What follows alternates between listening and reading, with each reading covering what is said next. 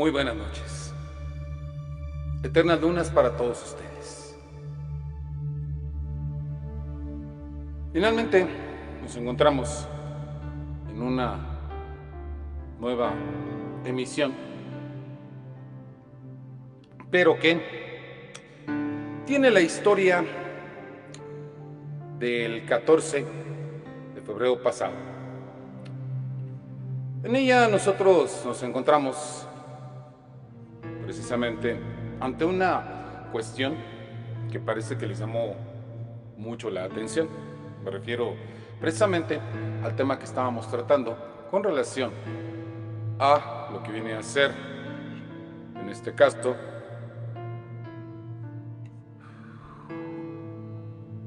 el romanticismo de la caballería cortesana con relación al estilo gótico.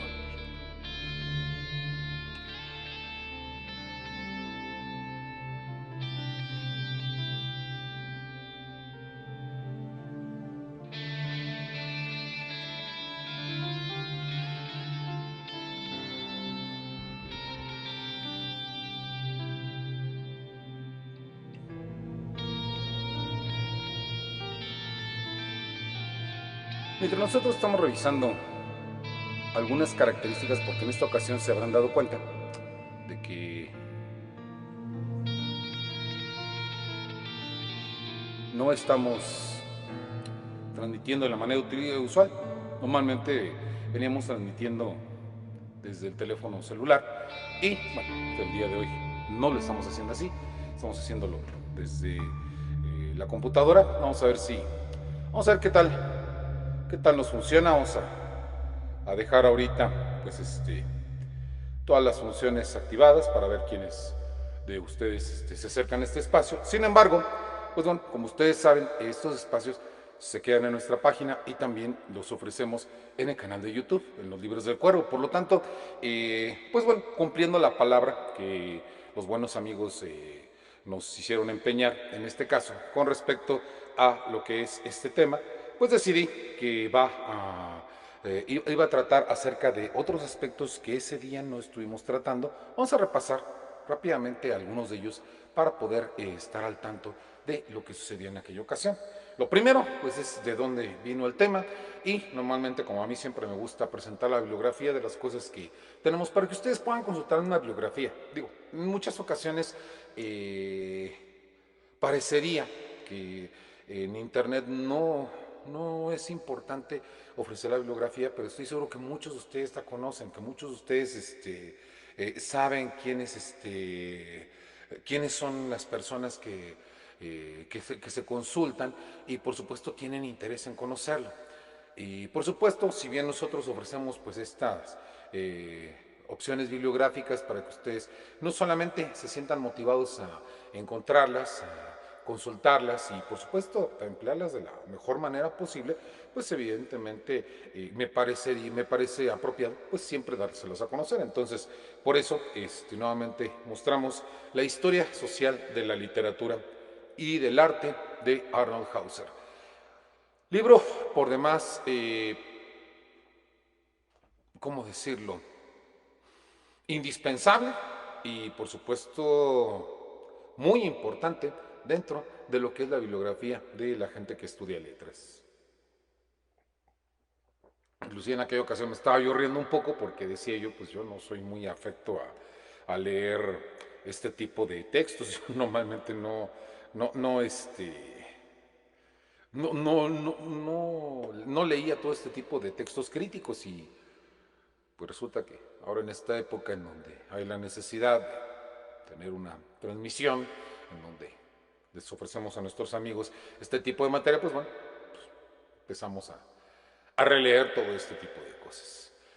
Arnold Hauser tiene una visión muy peculiar que además permite ilustrar varios aspectos del arte que en muchas ocasiones nosotros no sabemos a qué deber. Por ejemplo, haciendo otro resumen de lo que estuvimos hablando la vez anterior, los caballeros en la Edad Media constituyeron más bien desde, desde su conformación como clase un grupo más bien cerrado.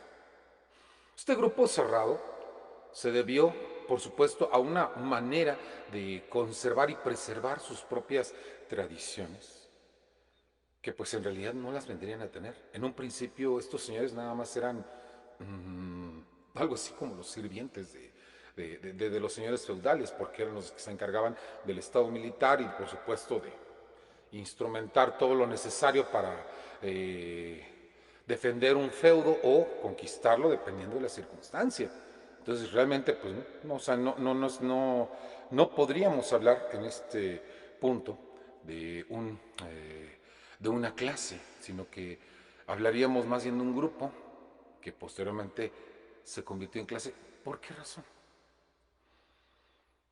Si nosotros acudimos al proceso social que se dio en aquel entonces, hablamos de todos los términos de lo que es la burguesía, cuando ésta empieza a ganar fuerza en la Edad Media, y por el contrario, la clase de los caballeros empieza a decaer porque a medida que comienza a desarrollarse el Estado burgués y se empiezan a conformar los burgos, las ciudades, pues ya no hay necesidad en un principio de las cuestiones de la guerra. Posteriormente las habrá, pero es otra historia. Pero para lo que se utilizaba en la época medieval, es decir, para directamente defender los feudos, ya no se necesitaban. Entonces, este grupo como clase, pues empezó a tratar de buscar la manera de hallar cohesión y de hallar un nuevo lugar dentro de este tipo de sociedad. Y es entonces que ahora sí sobreviene la forma de la caballería tal como nosotros la conocemos, tal como nosotros la entendemos en un dado momento. Maestra Jazmín, muy buenas noches. Eternas lunas para ti y por supuesto pues aquí estamos en los comentarios, estamos estrenando una forma de transmitir, utilizando por primera vez la computadora para ello, esperemos que resulte sumamente claro todo lo que estamos platicando. Bueno, sigo adelante un poco con esta situación, recapitulando lo que vimos en aquel miércoles 14 de febrero. Entonces, cuando nosotros tenemos a los caballeros que están tratando de sobrevivir en una sociedad burguesa, una sociedad que se mueve ya por cuestiones del comercio, en este caso, empezamos nosotros a ver que ahora sí empieza a surgir la idea de la caballería tal como nosotros la hemos concebido y tal como se nos ha dado a conocer a través de los distintos testimonios, pláticas y por supuesto reflejos a lo largo de la literatura, toda esa influencia de la literatura. Y una de esas influencias es el estilo gótico. No es para nadie extraño el recordar, por ejemplo, un nombre como el de Walter Scott y el Ivanhoe como el ejemplo de este tipo de novelas que rescatan ese ideal del caballero de la Edad Media. De hecho, pues el propio Ivanhoe no se da a conocer porque tiene una deuda de honor que tiene que pagar antes de darse a conocer como el caballero que es dentro del ámbito de la novela. Y como los ejemplos pueden seguir en distintas obras literarias, pero no nos vamos a dirigir a todas, sino solamente a los que nos interesan, a nosotros como amantes de las sombras. Y esto es, por supuesto, el caso del estilo gótico. Pero aquí resulta un poco arduo tratar de entenderlo. ¿Por qué razón? Mucho del código de caballeros que se dio en aquel entonces ya vino a ser romantizado durante esta época en donde yo había explicado la ocasión anterior que mucha de esta literatura y todo lo que se escribió, todo lo que se empezó a rescatar de parte de este ámbito de los caballeros, vino a ser por causa principalmente de un espíritu femenino, que rescató también todo este romanticismo dentro de las cortes. Nada era más atractivo que creerse y ser parte de ese estilo a través de los valores que había en la corte, el amor honesto, el amor desinteresado, el amor que lucha contra todas las dificultades para poder imponerse finalmente. Todo este tipo de cosas las fueron heredando al romanticismo. Digo, también lo comento porque en un grupo al que pertenezco me hizo reír afirmación. No voy a mencionar a la persona porque evidentemente no se trata de exhibición, sino simplemente de hacer el comentario para que nos demos cuenta de una situación. Que decía que el amor y todo este tipo de cosas no eran lo característico del romanticismo. Mm, Estoy a medias de acuerdo con esa afirmación, digo, me hizo reír porque dije, bueno, pues, de entrada, pues evidentemente todo lo que son las román o las novelas, de acuerdo a definición de siglos atrás, pues se refieren justamente a novelas, historias que tratan sobre romances, sobre cuestiones, sobre cuestiones románticas, sobre cuestiones amorosas. Y por supuesto, el romanticismo, que también abundó mucho en lo que es novelas, si bien vino a proponer una actitud de ruptura que ya hemos comentado en distintos aspectos, porque rompió con el racionalismo de una época anterior, ello no quiere decir que una de sus cosas características no fuera precisamente lo amoroso, lo romántico. Y tan es así que se refleja en distintas obras. Lo que pasa es que hubo dos vertientes del romanticismo. Esa es la cuestión. En una vertiente del romanticismo se rescataban todo este tipo de situaciones. Acabo de mencionar un ejemplo, vamos a dejarlo como ejemplo, la historia del caballero Ivanhoe, en donde finalmente pues se imponen los valores de la caballería cortesana tal como hemos mencionado anteriormente. Este tipo de valores, la gentileza, la generosidad, la caballerosidad, la cortesía, entre otros.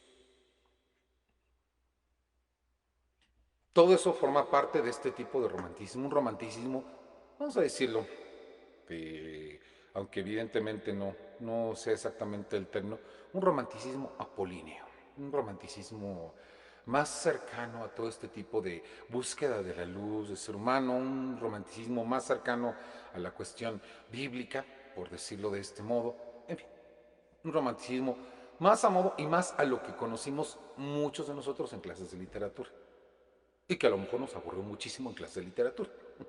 Digo, para ser muy claros, porque en muchas ocasiones, pues, para oír hablar de todo eso, pues sí, ciertamente, como son valores tan manidos, tan llevados, tan traídos y tan estereotipados que ya finalmente no le brinda mucha atención, sobre todo en un mundo en donde precisamente la Internet y muchos otros recursos nos han enseñado que el mundo no es blanco ni negro, sino gris, y que vivimos en zonas de grises. El otro romanticismo, que pertenece más a un estilo oscuro. Es un romanticismo de ruptura, es un romanticismo más cercano a lo que vendría a ser su herencia en el siglo XX a través del expresionismo. Entonces ya nos podemos dar cuenta, si a ustedes les gusta mucho el arte y todo este tipo de cosas, que hablamos de un romanticismo cada vez más tendiente a lo oscuro, a los retorcimientos del alma, a el dramatismo, que es el romanticismo del Frankenstein de Mary Shelley, que es el romanticismo del Drácula de Bram Stoker. Pero ¿y dónde están todos los valores de la caballería cortesana? ¿Dónde se encuentran todas estas cosas cuando realmente pues podría decirse que el vampiro viene a hacer la ruptura con todo este tipo de situaciones? Bueno, paciencia un poco.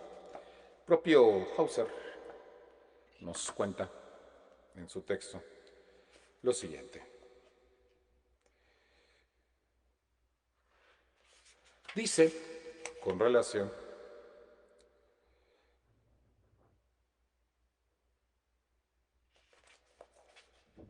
a los valores, lo siguiente. La exaltación de los sentimientos nobles sobre el origen noble es al mismo tiempo un signo de la total cristianización de los guerreros feudales. Este resultado de una evolución que conduce de los toscos hombres de armas de la era de las invasiones al caballero de Dios de la plena Edad Media. La Iglesia fomentó con todos los medios a su alcance la formación de la nueva nobleza caballeresca, consolidó su importancia social mediante la consagración que le confió la salvaguarda de los débiles y los oprimidos y lo convirtió en campeona de Cristo, con lo cual elevó a una especie su dignidad religiosa. El verdadero propósito de la Iglesia era evidentemente en causar el proceso de secularización que partía de la ciudad y se encontraba en peligro de ser acelerado por los caballeros, en su mayor parte pobres y carentes relativamente de vínculos tradicionales. No se olvide lo que les comenté al principio, estos no eran ricos, eran pobres, eran servidores de los señores feudales, eran los que les pagaban por hacer la guerra. Pero las tendencias mundanas eran tan fuertes en la caballería que de hecho la doctrina de la iglesia, a pesar de los premios a la ortodoxia, llegó a lo sumo a soluciones de compromiso. Todas las creaciones culturales de la caballería, tanto su sistema ético como su nueva concepción del amor y su poesía de ella derivada, demuestran el mismo antagonismo entre tendencias mundanas y supramundanas, sensuales y espirituales. Si algo caracteriza a lo que es la novela de los vampiros, es justamente eso, la sensualidad. No hemos hablado suficientemente de Carmila, si no, pues bueno, no tienen que hacer más que fijarse en nuestra página y darse cuenta que precisamente todo el mes pasado lo estuvimos dedicando justamente a una frase de la novela Carmila y estuvimos hablando de Carmila todo el tiempo, estuvimos comentando cosas sobre Carmila, entonces pues, estamos en claro que pues el asunto con los vampiros es que aparentemente pues ellos están más a favor de esa situación, de esa creencia mundana, de esta creencia en lo carnal. No olvidemos también que precisamente el beso, que es como se le da de manera eufemística el nombre a la mordida del vampiro, pues tiene un cariz sensual, como caricia sensual. Entonces, ¿de qué me vienes a hablar tú, preguntándome a mí mismo, ¿qué me vienes a hablar tú de romanticismo de la caballería cortesana cuando se habla de otro tipo de cualidades, cuando se habla de que el caballero de alguna manera trata a partir de su superación espiritual convertirse en un campeón de Dios? Eso pasa con el Howe también. ¿En qué sentido se relaciona el estilo gótico, sobre todo pues las novelas vampíricas?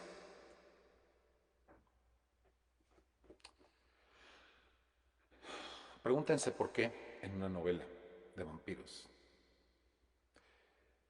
el vampiro nunca desea administrarle el beso a la persona que realmente ama.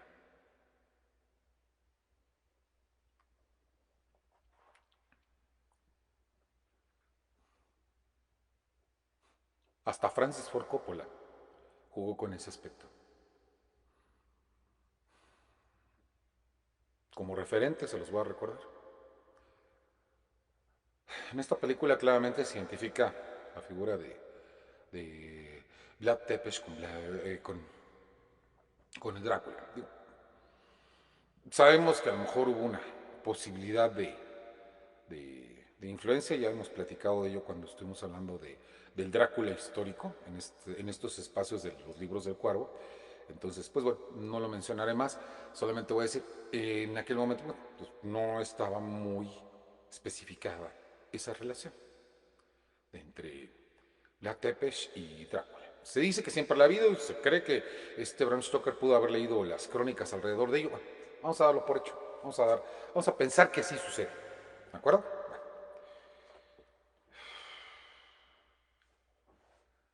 persistentemente se niega a administrarle el beso a Mena Harker. Prefiere intentar un tipo de transfusión. ¿Saben por qué? ¿Alguien tiene idea de por qué?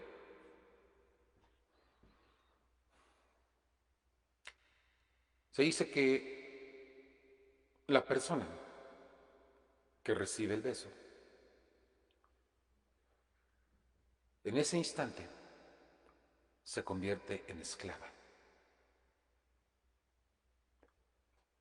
del vampiro y a este le llama su amo, su maestro. Para el vampiro sería la manera más fácil de someter la voluntad de alguien, ¿no es cierto? ¿Por qué no hacerlo? Muy sencillo, porque el verdadero amor no puede ser forzado. Y segundo, si hemos de creer todavía más lo que se dice con respecto a los vampiros, no hay otra cosa que los limite más y que los haga más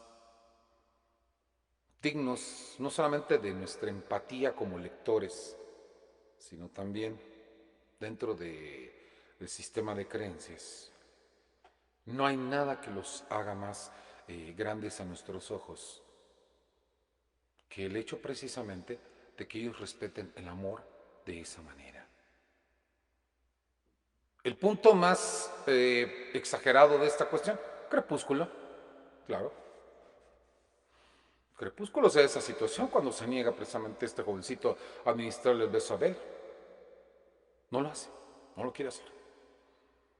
Porque él, al igual que todos los otros vampiros y al igual que otras tradiciones de vampiros, están conscientes de que el beso es un trasunto de la entrega erótica, de la entrega sensual. Y la única forma de ser superior a ella es sobreponerse a esta. Díganme ustedes, ¿no tiene esto una idea de superar lo mundano de una manera más que clara? El vampiro también, no se olvide, es de condición noble. Ahora, a la hora en que empiezan a aparecer las novelas vampíricas, pues ustedes recordarán que pues, es una clase en decadencia, dependiendo del momento en que se esté hablando en la novela, pero de todas maneras, o sea, se habla de los condes y de las condesas, de las baronesas, de quienes ustedes gusten que son vampiros, se habla de personajes que ya tuvieron un estatus de nobleza, que ya tuvieron una importancia como seres de la nobleza, que ya no son lo que eran antes, ¿de acuerdo? Entonces, una vez que esto sucede así, pues nos damos cuenta de que los vampiros en realidad son el trasunto, si ustedes gustan plantearlo de esta manera, más bien retorcido, más bien poco estilizado, de estos caballeros de la nobleza que trataban de superarse. Ahora, el vampiro es una criatura maldita. Por definición y por antonomasia y por lo que ustedes gusten y manden, siempre el vampiro está en oposición a la creencia católica, siempre está del lado del mal, es un ser de oscuridad. ¿Qué es lo que viene a ser la superación de esta oscuridad? ¿Qué es lo que resulta tan liberador y que nos hace al vampiro, nos hace al Drácula de Bram Stoker en la película de Francis Ford Coppola? ¿Qué es lo que nos lo hace tan cercano a nosotros? ¿Qué es lo que nos hace aborrecer ahí? En algún momento, digo, porque cualquiera que haya visto la película se va a dar cuenta de que hay la situación de que uno aborrece realmente a Jonathan Harker y a Van Helsing. No les son simpáticos, mientras que en la novela original resultan los salvadores ante la tremenda monstruosidad de Drácula. Aquí no. Aquí dicen, no, ¿cómo? O sea, ¿cómo no va a haber amor? ¿Cómo no va a haber amor entre estos dos? Y finalmente no se logra. Y es lo que resulta más trágico y lo que resulta más apasionante de este filme. Todo el mundo piensa que nada más se hizo un tipo de ajuste en la relación amorosa, no. Francis Ford Coppola modificó muchísimas más cosas, pero la supo hacer de una manera tan sabia que por eso también estamos hablando aquí de este fenómeno como un ejemplo. Ahora, planteémoslo no del lado fílmico, planteémoslo, por ejemplo, en la tardanza que tiene Carmila para administrarle el beso a Laura. Estuvimos hablando de la novela, estuvimos hablando acerca del ámbito sensual en que se mueve Carmila. ¿Por qué tarda tanto en administrarle el beso? ¿Por qué prefiere seguirla abrazando, seguirla queriendo, seguir hablando de lo mucho que la quiere, en lugar de simplemente convertirla y ya? Administrarle el beso y ya. Convertirla en su esclava y ya. Porque de eso no se trata. Dentro de toda su sensualidad, dentro de toda su oscuridad, dentro de todo su aspecto maldito. Curiosamente, en las novelas vampíricas, si lo sabemos interpretar, o si lo queremos interpretar así, tenemos el trasunto del romanticismo de la caballería cortesana más vivo que nunca. Todos esos valores que tienen los vampiros, toda esa nobleza de que hablan ellos cuando hablan con los protagonistas que podrán ser eventualmente sus víctimas.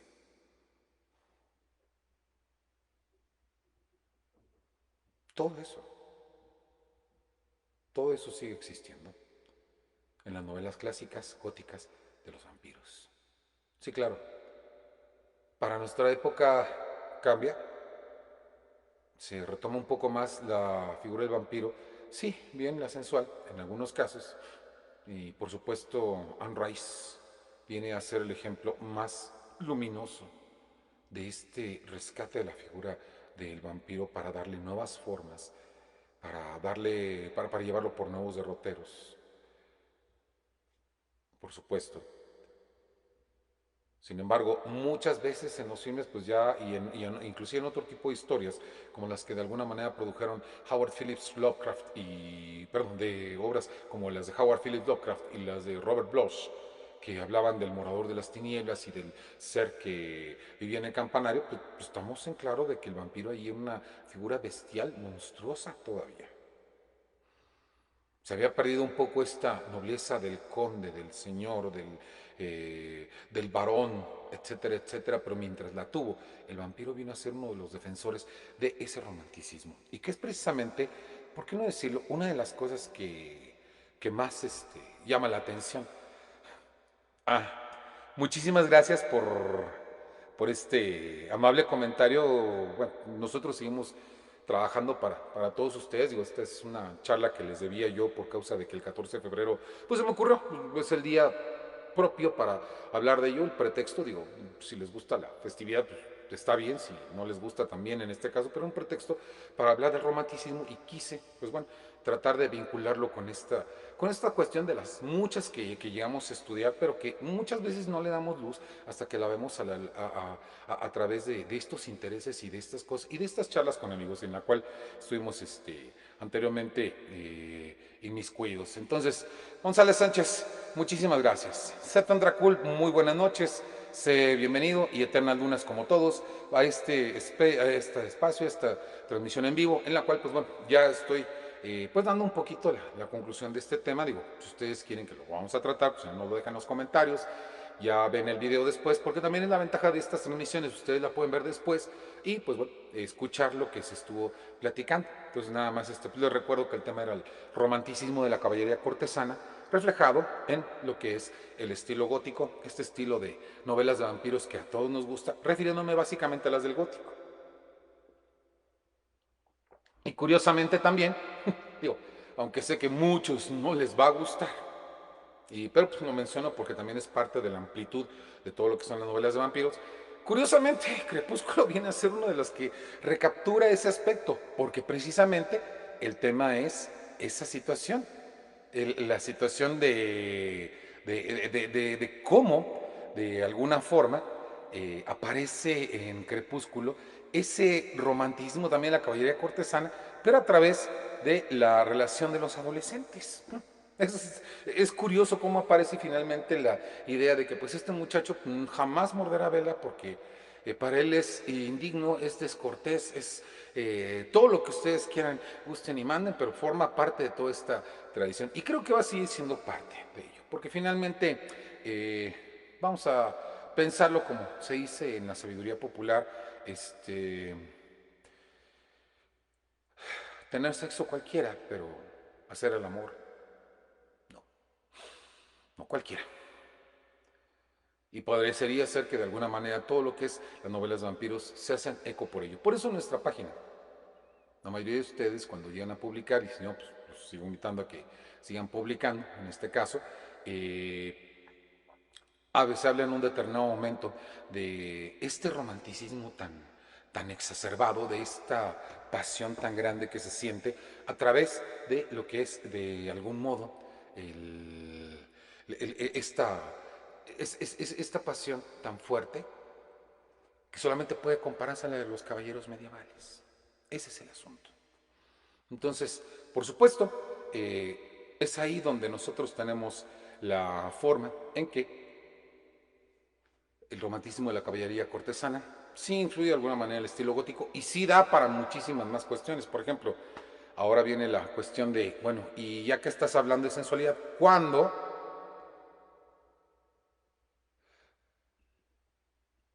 en algún momento, mi estimado Zetan Dracul, con todo gusto, claro que sí. para responder al mensaje que nos enviaste. Claro que sí, con todo gusto.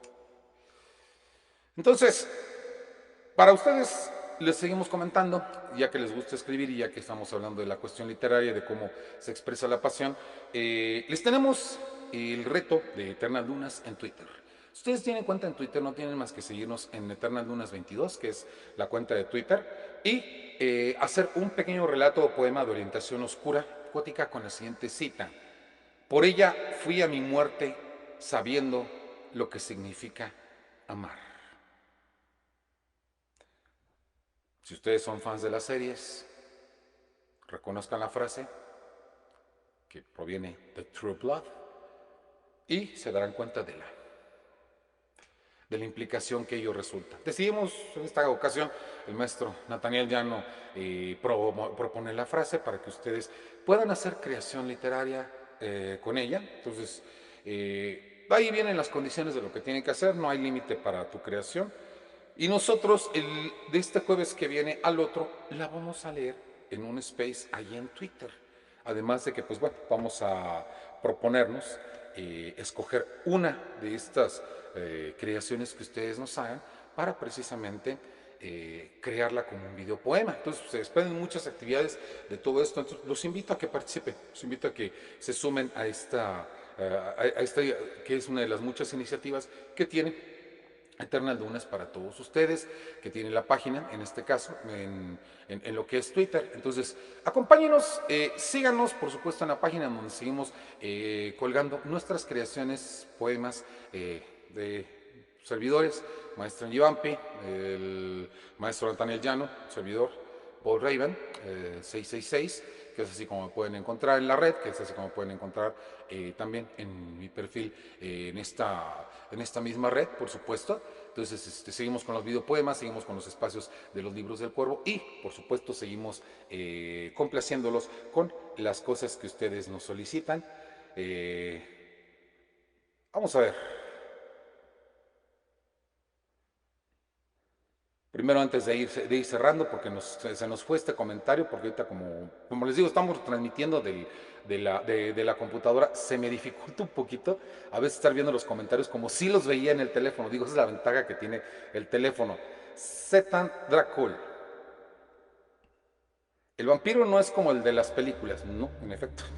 Me encanta lo que estás explicando porque nadie lo explica, son conclusiones que sacan de las películas de Hollywood. Efectivamente, sí. O sea, en muchas ocasiones las películas de Hollywood tienen toda esa característica. La maestra Yevampi, saludos, muy buenas noches y Eternal Dunas, maestra. Qué gusto que te encuentres por acá, como siempre. Ya sabes que siempre eres el invitado, ¿no? Y por supuesto, pues como creadora de la página, así lo reconocemos. Y Zetan Dracul, sí, en efecto, pues pasamos contacto en la medida de lo posible. Claro que sí, cómo no. Entonces, pues bueno, con esto estamos pues ya hablando precisamente de dándole fin a esta parte del tema. Se puede desprender una más que tendría que hablar de la cuestión de la sensualidad. Ya hemos hablado de la sensualidad de los vampiros, o de lo que se dice que es la sensualidad de los vampiros, que también ya les contamos, pues bueno, lo que dicen los textos y lo que dice la realidad, ¿no? Un poquito. Ya les hablamos ahorita del reto de Eternal Dunas en la parte de Twitter. Entonces, pues no queda más por el momento que un servidor se despida, que les pida que si lo quieren acompañar en el canal de YouTube en Leyendas del Cuervo, también vamos a estar pasando la propaganda aquí mismo en la página. Ustedes me quieren acompañar a ver una leyenda más de un evento sumamente misterioso aquí en México relacionado con las brujas. Mañana estamos en el chat en vivo a las 9:30 de la noche en lo que es el horario de la Ciudad de México, que es donde un servidor tiene la posibilidad de vivir. Por eso hablo de tanto de vampiros y de todas estas cosas, porque estamos muy cerca de todos estos monstruos en la ciudad. Entonces, pues bueno, mañana vamos a estar en las Leyendas del Cuervo y el miércoles nos volveremos a ver aquí con un nuevo tema, un nuevo autor, un nuevo episodio de estos libros del Cuervo, en el cual, pues precisamente ustedes van a tener la oportunidad de conocer este tipo de situaciones. Sin más por el momento, les agradezco muchísimo la atención y su gentileza. Yo me despido, no sin antes desearles que tengan eternas